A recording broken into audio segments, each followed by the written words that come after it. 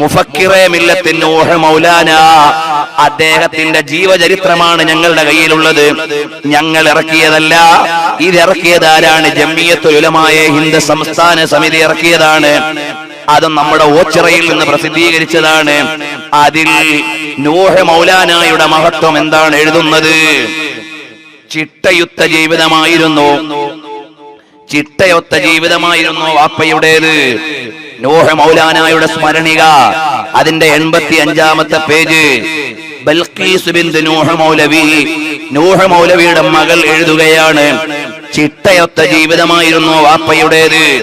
പരിശുദ്ധ റമദാൻ ആസന്നമായാൽ രാത്രിയിൽ ഉറക്കം വളരെ കുറവായിരുന്നു. നമസ്കാരവും ഖുർആനും ദുആയും പ്രഭാതം വരെ തുടരും. നബി സല്ലല്ലാഹു അലൈഹി വസല്ലമയുടെ ജന്മം കൊണ്ട് അനുഗ്രഹീതമായ റബീഉൽ അവ്വൽ മാസം മുഴുവനും മക്കളെയും പേരമക്കളെയും കൂട്ടിയിരുത്തി ഒരുമിച്ച് മൗലിദ് ഓതുമായിരുന്നു. ശേഷമുള്ള മധുര പലഹാര വിതരണവും മുടക്കാറുണ്ടായിരുന്നില്ല.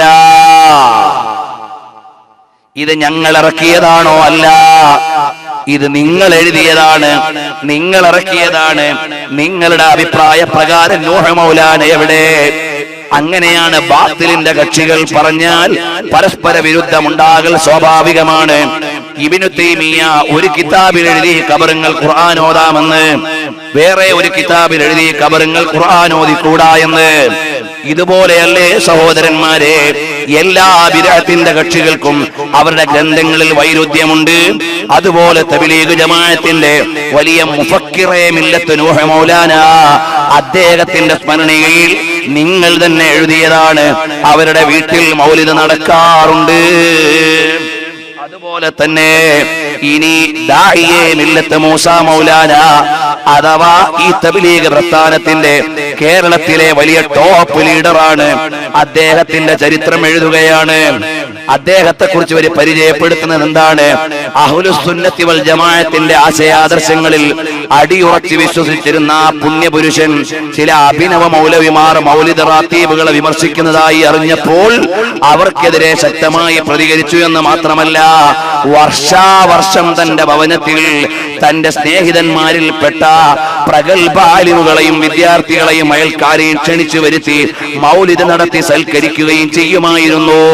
ദാഇയെ മില്ലത്ത് മൂസാ മൗലാന അദ്ദേഹത്തിന്റെ സ്മരണികയിൽ 62-ാമത്തെ പേജിൽ എഴുതിയിരിക്കുകയാണ്, റബീഉൽ അവ്വൽ നാട്ടിലില്ലാത്ത കാരണത്താൽ മൗലിദ് ഓതാൻ കഴിഞ്ഞില്ല. അതുകൊണ്ട് ശഅബാൻ മാസത്തിൽ കോളേജ് അടയ്ക്കുന്നതിന് മുമ്പ് കുട്ടികളെയും ഉസ്താദുമാരെയും കൂട്ടി മൗലിദ് നടത്തണം എന്ന് പറഞ്ഞ് മൗലിദ് നടത്തിയ ആളാണ് മൂസാ മൗലാന.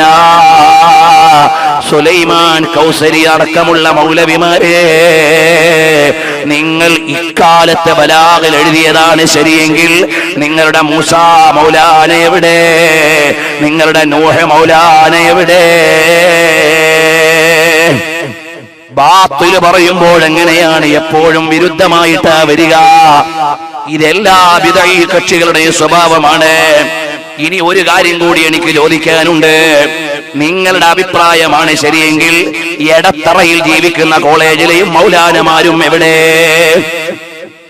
കാരണം എന്താ? ഇത് എടത്തറ കോളേജിൽ നിന്നിറങ്ങിയാൽ മിസ്ബാഹാണ്, അവരുടെ സ്മരണികയാണ്, അഥവാ സ്ഥാപനത്തിൽ നിന്നിറക്കിയ സോവനീറാണ്.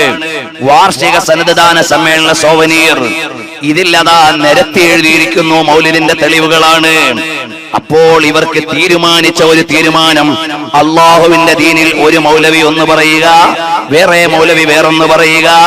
മൗലവിമാരെല്ലാം തോന്നിയതുപോലെ എഴുതുകയാണ്. വല്ലാത്ത തകരാറു തന്നെ. നിങ്ങൾ നോക്കൂ സഹോദരന്മാരെ, സ്വലാത്ത്, പുണ്യമുള്ള സ്വലാത്തുകളെ പലതിനെയും ഫതാവ റഷീദിയിൽ റഷീദ് അഹമ്മദ് ഗംഗോഹി അത് ചെല്ലാൻ പാടില്ല എന്ന് എഴുതുകയാണ്. സ്വലാത്തു ചാജിനെ വിമർശിക്കുകയാണ്. എല്ലാ ബിദ്അഈ കക്ഷികളും സ്വലാത്തു നാരിയയ്ക്ക് എതിരാണ്. എന്നാൽ എടത്തറ കോളേജിലെ തബ്ലീഗുകാരോ സ്വലാത്തു നാരിയിൽ അടങ്ങിയിരിക്കുന്ന ശക്തമായ തവസ്സുലിന്റെ ശൈലി മനസ്സിലാക്കാൻ താമസിച്ച ചിലർ അതിനെതിരെ ശബ്ദിച്ച സാഹചര്യത്തിൽ ദൈവബന്ധിലേക്ക് എഴുതി ചോദിച്ചതിന് മറുപടിയായി അവിടെ നിന്നും ആധികാരികമായി എഴുതി സീൽ വെച്ച് അയച്ചതെന്ന മറുപടിയുടെ പകർപ്പ് സുലഭമായി ദുർഗമാണ് എന്നടക്കം എഴുതിയ